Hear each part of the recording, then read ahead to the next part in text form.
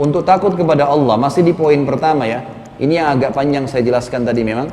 Poin kedua, untuk takut kepada Allah, kita harus yakin semuanya yang diperintahkan oleh Allah baik buat kita, yang halal itu semuanya baik buat kehidupan kita, karena dia pencipta, dia lebih tahu. Makanan kah, pakaian kah, pergaulan kah, pendapatan kah, semuanya itu pasti baik buat kita. Semua yang ia haramkan pasti buruk. Itu harus ditanamkan. Saya kasih contoh begini. Allah subhanahu wa ta'ala pada saat mengharamkan sesuatu, itu Allah sudah tahu ini akan berbahaya buat makhluknya. Dan Allah ciptakan untuk menunjukkan keajaibannya, bahwasanya Allah mampu mengerjakan apapun. Dan Allah kalau menghalalkan sesuatu, Allah tahu itu kebutuhan. Maka Allah jadikan itu sebagai hal yang baik buat dia. Saya angkat kisah perdebatan antara seorang syekh di Damaskus dengan seorang pastor. Pastor ini berarti dari Katolik, ya. Kalau Protestan berarti pendeta. Pastor ini naik di podium debat besar-besaran antara Kristen sama Islam waktu itu di auditorium yang dihadiri ribuan orang di kota Damaskus di Syria. Pastornya naik duluan di atas podium, syekhnya nunggu di depan, di bawah.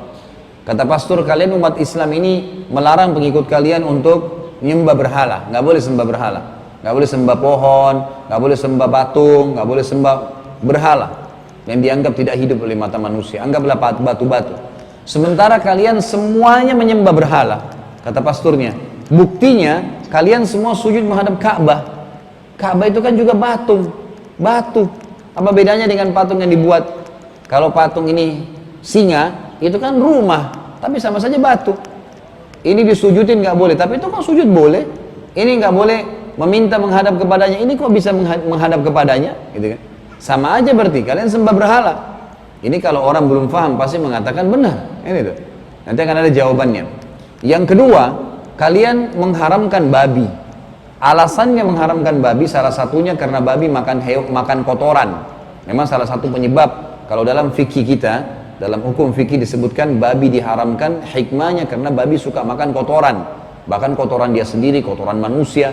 Kalau ditaruh di depan babi itu kotoran, ya, maaf azakumullah, dengan daging misalnya, dia pilih makan kotoran. Subhanallah. Hewan yang jorok memang, kotor, gitu kan? Kata dia, kalian mengharamkan babi karena makan kotoran. Saya mau buat peternakan babi terbesar di Eropa, yang saya berikan minumannya susu, makanannya sayuran. Nggak ada penyebab haramnya. Sementara kalian umat Islam makan ayam, ayam makan kotoran. Baik, ini dua syubhat yang dilempar ke umat Islam. Kalau orang awam nggak ngerti pasti susah jawabnya. Tapi subhanallah, Allah siapkan para pejuang-pejuang untuk membela agamanya. Syekhnya ini senyum waktu dilemparkan dua.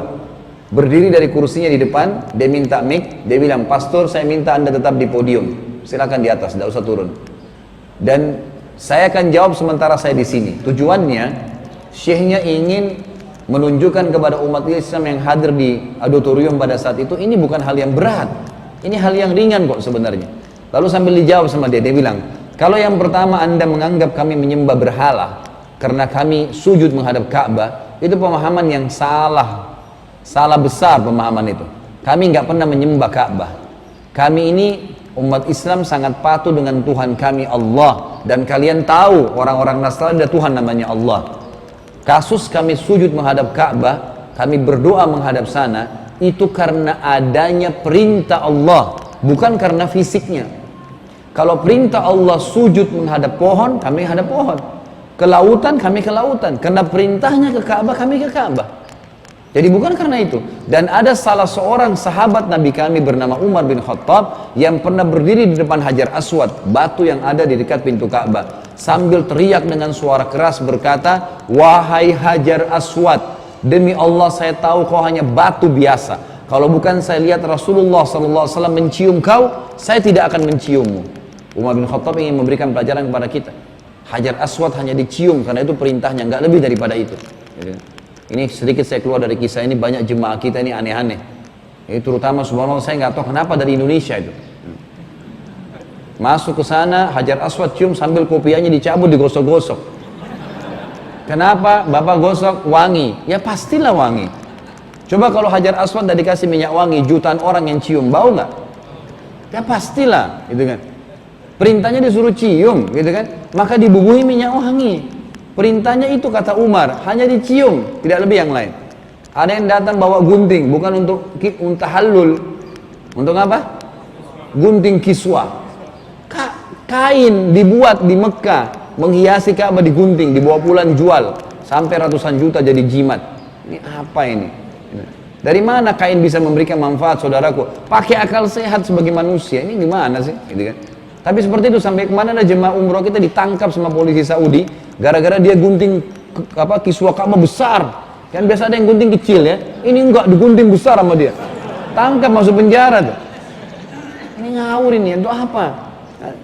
Jadi salah, ini nggak boleh gitu kan? Baik, jadi Ka'bah itu berapa kali mau rubuh direnovasi loh. Saya waktu masih mahasiswa sana pernah kerajaan Saudi renovasi, ditutup seperti bangunan kita ditutup biasa pakai triplek, lalu direnovasi, diperbaikin biasa. Itu bangunan biasa, cuma dia simbol yang Allah suruh jadikan sebagai kiblat. Perintah Allah di sini, bukan karena kasus rumahnya. Penting ini ya. Sama dengan orang juga waktu saya masih mahasiswa di Madinah, ini sedikit saya tambahkan saja supaya lebih jelas. Waktu kami masih mahasiswa di Madinah, itu sering kali setiap tahun ditawarkan mahasiswa Indonesia untuk kerja menjaga depan kuburan Nabi, gitu kan? Jadi nanti kalau ada jemaah haji diingatkan, hati-hati Pak, di sini Bu cuma sekedar salawat saja, baca salam kepada Nabi terus pergi, nggak boleh berdoa menghadap kuburan, hadapnya kiblat, karena kan kuburan Nabi membelakangi kiblat, gitu kan? Kalau dari depannya. Maka kadang-kadang subhanallah kalau kita lalai sedikit, bahwa bapaknya itu surbannya digosok-gosok, kopiah digosok-gosok, ini di pintu kuburannya Nabi nih. Kalau ditanya kenapa, dia bilang ini berkah. Berkah dari mana ini? Ini besi ini. Oh, seperti besi masjid ini. Untuk memperindah, tutup supaya orang tidak sembarangan masuk. Itu saja. Bukan di situ berkah. Berkah itu menjalankan sunnah Nabi, perintah Nabi iya. Kenapa keluar dari fitrah itu? Ada yang lebih parah, nyurat ke Nabi. Loh iya. Jadi di kuburan Nabi itu ada lubang. Dikuras kertas diputar-putar, printer kecil dilempar. Kalau kita lalai sedikit dilempar ke dalam. Selesai musim haji disapu tuh. Dalamnya sudah macam-macam bahasa. Bahasa Indonesia, bahasa Urdu, bahasa Inggris, bahasa Arab. Dalam bahasa Indonesia itu ada bahasa Bugis, ada bahasa Jawa, ada macam-macam. Isinya apa? Ya Rasulullah mudahin jodoh saya. Ya Rasulullah sembuhin penyakit saya. Ini kalau Rasulullah hidup dimarahin tuh. Gimana minta sama orang mati? Nabi SAW bilang sama sepupunya Ibnu Abbas dalam hadis Bukhari, wahai anak kecil, kalau kau minta tolong hanya minta tolong kepada Allah. Kalau kau punya hajat hanya sampaikan kepada Allah. Ketahuilah, kalau seandainya satu kaum ingin menyusahkanmu dan Allah tidak ingin kau tertimpa, kau tidak akan tertimpa kesusahan itu. Walaupun mereka semua ngurumunimu. Ini satu Jakarta mau susahin kita, Allah nggak mau kita tertimpa, tidak bakal kena. Dan kalau seandainya satu kaum ingin kemudahan untukmu, ada sesuatu yang ingin mereka berikan kepada kamu, dan Allah tidak ingin kau dapat, kau tidak akan dapat, walaupun mereka berusaha memberikan. Ini sudah sabda Nabi SAW dan kata Nabi, sesungguhnya semua sudah ditulis di Lauhil Mahfuz, semua ya tulisannya sudah kering, tintanya ya, dan bukunya sudah ditutup, selesai. Takdir di atas tidak akan berubah, gitu kan? Ini jelasin. Kembali ke bahasan tadi. Jadi Ka'bah kasuistiknya karena perintah Allah. Nggak lebih dari itu, gitu kan? Jadi jangan kaget kenapa Ka'bah direnovasi ya memang direnovasi, kalau nggak rubuh, gitu kan? Yang kedua, ternyata syekhnya ini kan kembali pada syekh tadi. Syekhnya ini rupanya mengikuti perkembangan teknologi, ilmu pengetahuan, maksud saya perkembangan ilmu pengetahuan yang dihubungkan dengan agama. Jadi ternyata penelitian terakhir itu, daging hewan yang dikonsumsi oleh manusia itu bisa mentransfer sifatnya hewan itu. Itu penelitian yang terakhir. Maka ternyata adanya larangan-larangan dalam Islam untuk memakan hewan-hewan yang buas, yang bertaring. Itu bisa mentransfer sifatnya. Dan babi ini ternyata selain makan kotoran, selain punya cacing pita dan beragam macam masalah dalam hidupnya, gitu kan? Itu Allah Subhanahu wa taala juga memberikan kejelasan kepada kita tentang karakter. Ada sifat buruknya. Dan itu berbahaya. Syekhnya tunjukkan kepada kita, dia bilang pada panitia, tolong panitia datangkan 3 ekor babi dan 3 ekor ayam. Jadi contohnya kan babi sama ayam, 2 jantan 1 betina. Naikkan babi dulu, dinaikkanlah babi 2 ekor jantan 1 betina, dan diperlihatkan di atas panggung, kebetulan orang lihat semua nih. Ternyata ada satu sifat jantan babi ini, kalau dia berdekatan sama jantan yang lain dan ada betinahnya, jadi istilahnya ini babi A dan babi B, gitu kan? Ini si babi C, si betinanya. Babi B ini adalah suaminya babi si C. Nah ini ada babi A yang di sebelahnya dia jantan. Ternyata kalau jantan sama jantan berdekatan dan ada istrinya si jantan yang satu ini, itu dia saling merangsang jantan sama jantan dulu. Lalu dia menggauli istrinya sendiri, kemudian dia kembali merangsang temannya untuk menggauli betinanya dia. Itu terjadi di depan mata. Jadi jantan sambil merasa, dan dia biarkan istrinya digauli oleh jantan yang lain. Sudah dilihat? Kata syekhnya sudah lihat? Turunkan, naikkan ayam.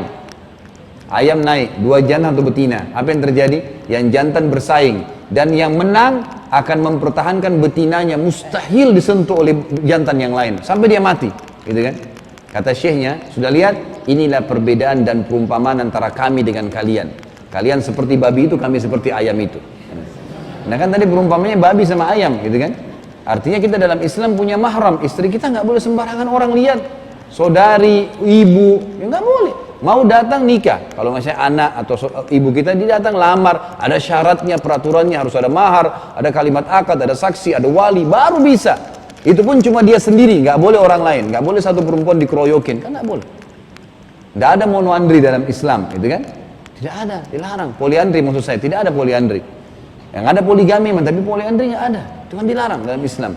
Jadi kita lihat di sini bagaimana syekhnya memberikan gambaran. Ini kalau kita faham, teman-teman sekalian, ternyata Allah Azza wa Jalla mengharamkan sesuatu dan memerintahkan sesuatu pasti baik buat kita, maka kita akan luar biasa.